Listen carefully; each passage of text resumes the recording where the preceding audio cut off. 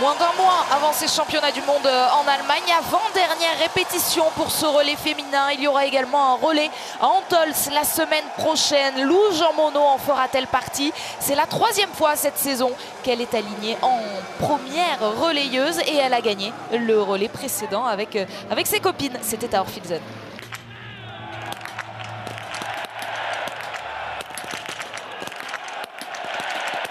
C'est la Norvégienne et l'Autrichienne qui envoie le plus. Caroline Knoten va pouvoir ressortir.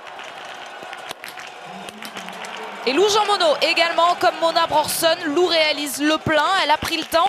Attention, petite alerte pour Anna Widel, l'Allemande, qui pourrait aller sur l'anneau de pénalité d'entrée. Si elle loupe cette balle, ce sera l'anneau de pénalité. Toute la pression de la tribune derrière elle, ça passe. C'est excellent là pour Lou qui est dans le paquet, ça sert à rien de s'affoler pour l'instant. De toute façon, impossible de faire la différence dans ce tour sur les skis.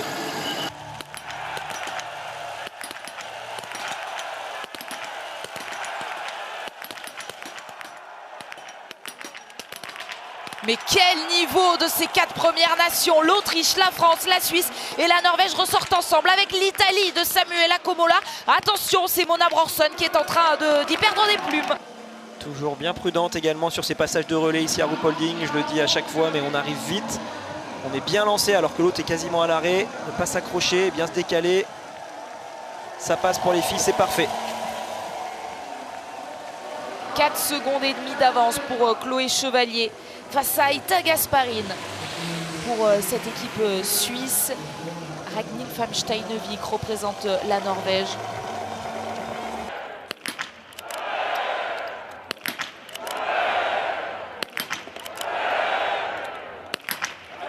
Bien géré, un petit peu de chance sur la dernière, mais ça passe. Jean-Paul Giacchino l'a vu, l'équipe de France va rester en tête. Attention, la première sœur Gasparine part à la faute, la Norvège aussi.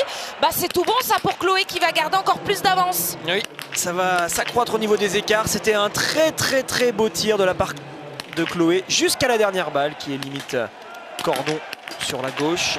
Mais le reste des balles était très bien dans la cible. Allez, Elisa Vitozzi qui relance la machine, qui remonte sur le podium. Voilà, la tactique italienne est payante. Ça permet de doubler la Suissesse et de doubler la Norvège.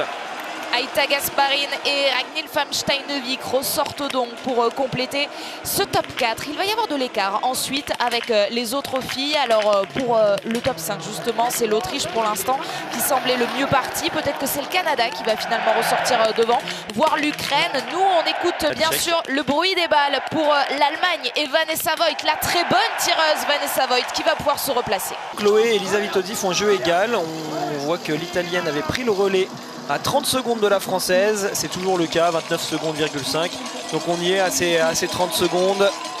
Avec elle, donc la Norvégienne dans les skis de l'Italienne. L'Allemagne, là aussi on surveille les temps de passage. Il y avait 1 minute de retard à la sortie du pas de tir. Ça montre que Chloé skie assez bien. Globalement, elle se fait reprendre par personne. J'ai l'impression, il n'y a pas de filles qui vont plus vite qu'elle.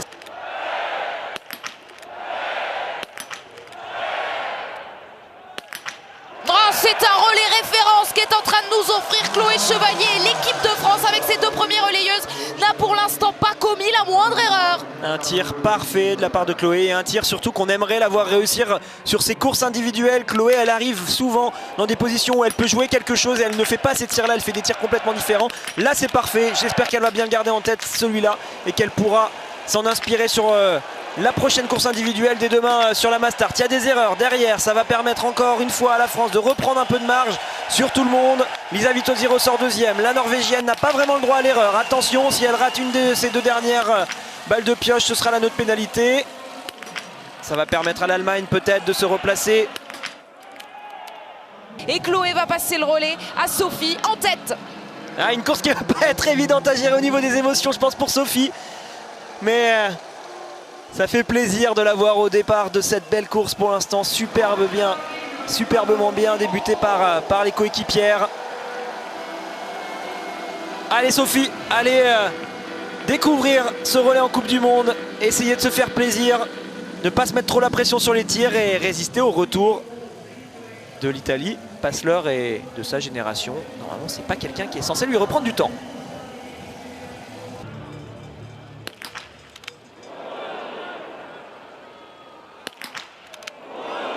Bon, elle est stressée, a priori.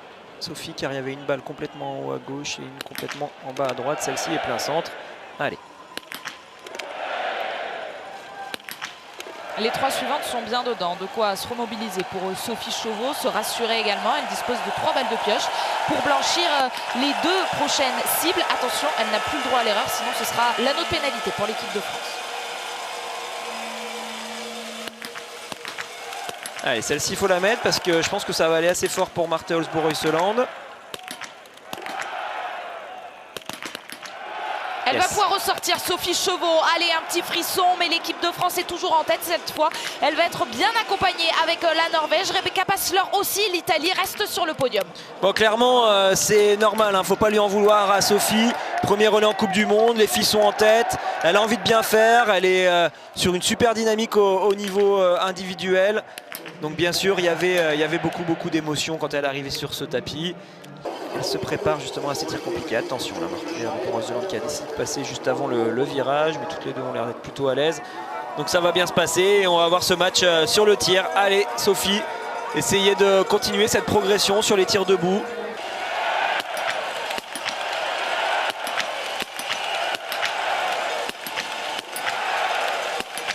Avantage Norvège sur ce tir avec Marthe Olsbo-Reuseland qui va pouvoir ressortir. Attention, Sophie va se mettre la pression. Plutôt, la pression va être mise à Sophie avec Rebecca Passler.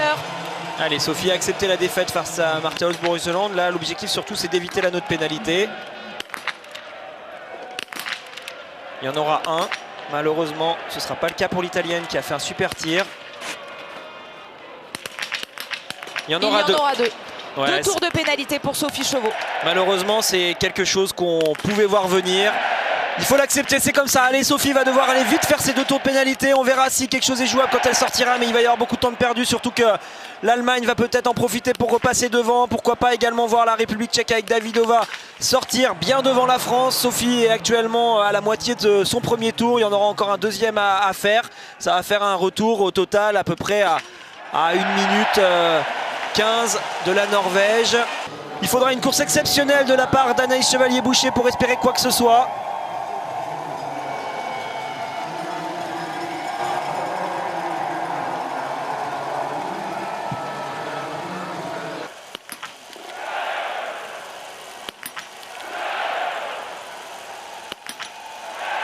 Elle n'utilise même pas son joker. Ingrid Tendrevold est impeccable. Le 5 sur 5 qui va faire plaisir à Siegfried Mazé. Également un certain Sivert Bakken qu'on a vu dans cette ère des coachs. Le sourire tout de suite qui se dessine sur Ingrid Tendrevold pour la victoire. Et pour le podium, ça se joue maintenant. Allez, le podium, ça va se jouer donc forcément peut-être avec Dorota Wierer qui va essayer de tirer plus vite que les autres. C'est sa spécialité normalement dans ce genre de situation. Elle est déjà prête à tirer, l'Italienne.